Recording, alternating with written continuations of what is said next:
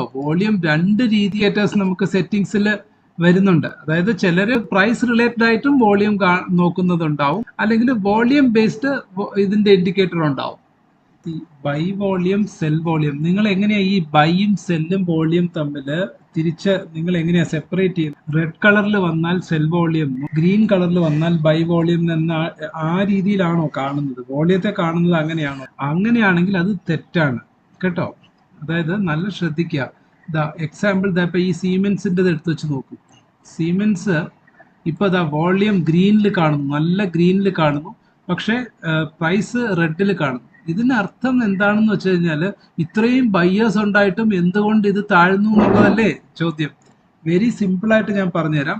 ഈ ഗ്രീൻ എന്തുകൊണ്ട് കാണുന്നു വെച്ചാൽ പ്രീവിയസ് ഡേ ക്യാൻഡിലിനേക്കാളും പ്രീവിയസ് ഡേ വോള്യത്തെക്കാളും ഈ വോള്യം ഈ high previous day high break ചെയ്ത് കയറുമ്പോഴാണ് ഇത് ഗ്രീൻ ആകുന്നത്. ഇതിന്റെ അർത്ഥം ബയ്യേഴ്സ് മാത്രം നല്ല അർത്ഥം, ടോട്ടൽ വോള്യമാണ്, അഗ്രിഗേറ്റഡ് വോള്യം. വോള്യം എന്ന് പറയുന്നത് അഗ്രിഗേറ്റ് ആണ്.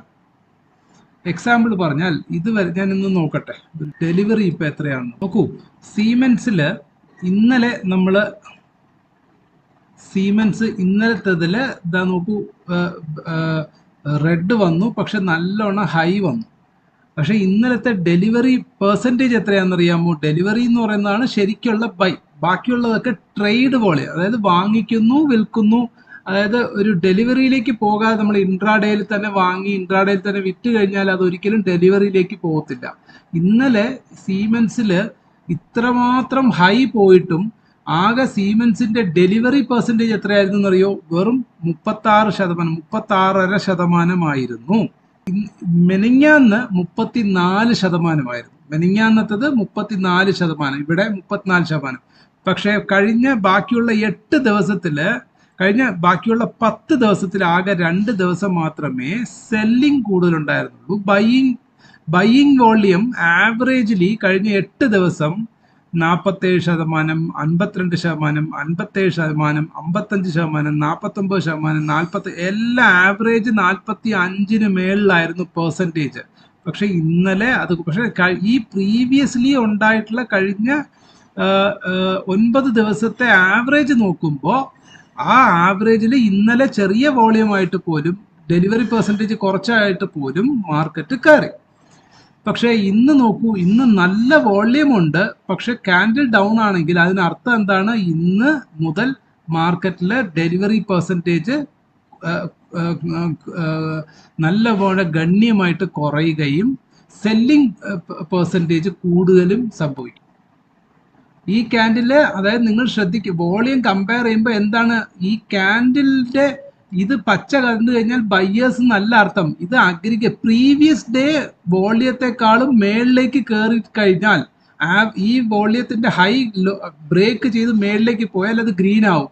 പ്രീവിയസ് ഡേ വോള്യം കുറഞ്ഞു കഴിഞ്ഞു കഴിഞ്ഞാൽ, പ്രീവിയസ് ഡേ വോള്യത്തിന്റെ അത്ര പോലും വോള്യം ഇല്ല എന്നുണ്ടെങ്കിൽ അത് റെഡിലാകും. ഇനി വേറൊരു ഇൻഡിക്കേഷൻ, പ്രീവിയസ് ഡേ വോള്യത്തെക്കാളും നല്ല ഹൈ ഗ്രീൻ വരുന്നുണ്ട്, പക്ഷെ പ്രൈസ് റെഡ് ആണെങ്കിൽ അതിനർത്ഥം എന്താണ്? നല്ല സെല്ലിംഗ് നടക്കുന്നുണ്ടെന്ന് അർത്ഥം. സീമെൻസിൽ ഷോർട്ടിംഗ് നടക്കുന്നുണ്ടെന്ന് അർത്ഥം. മദർസണിലും നമുക്ക് എന്താണ്, ഞാൻ ആ വോള്യത്തെ പറ്റി പഠിപ്പിക്കാം. നോക്കൂ, എക്സാമ്പിള് മദർസൺ, ഇത് ഗ്രീൻ കാണിക്കുന്നുണ്ട് കണ്ടോ. ഇത് പ്രീവിയസ് ഡേ ഗ്രീനിൽ അത്രമാത്രം കയറിയിട്ടുണ്ട്, പക്ഷെ ഇന്നത്തേത് റെഡിൽ കാണിക്കുന്നു. റെഡ് നമ്മൾ വിചാരിക്കുന്നത് എന്താണ്? ഇത് സെല്ലാകുന്നത് കൊണ്ട് റെഡിലാണ്. അങ്ങനെയല്ല. ഇവിടെയും നിങ്ങൾക്ക് ഐഡന്റിഫൈ ചെയ്യാം. ഇന്ന് ഈ വോള്യം നിങ്ങൾ നല്ല ശ്രദ്ധിച്ചോളൂ. ഈവൻ മദർസൺ താഴ്പോട്ടേക്ക് വരികയാണെങ്കിലും വോള്യം കയറി വരികയാണെങ്കിൽ ഉറപ്പായിട്ടും ഇത് ഗ്രീനിലേക്ക് മാറും. ഇന്നലത്തെ വോള്യത്തെക്കാളും കുറവാണ് ഇന്നത്തെ വോള്യം. ഈ ക്യാൻഡിൽ നോക്കേണ്ടുന്നത്, വോള്യം ക്യാൻഡിൽ നിങ്ങൾ ശ്രദ്ധിക്കേണ്ട കാര്യം, അത് പ്രൈസിന്റെ ബൈ സെല്ലല്ല, അത് അഗ്രിഗേറ്റ് വോള്യം ആണ്. പക്ഷെ പ്രീവിയസ് ഡേയെക്കാളും വലിയ വോള്യം വരികയാണെങ്കിൽ, കൂടുതലാണെങ്കിൽ അത് ഗ്രീനിലേക്ക് മാറും. That's it. ഓക്കെ.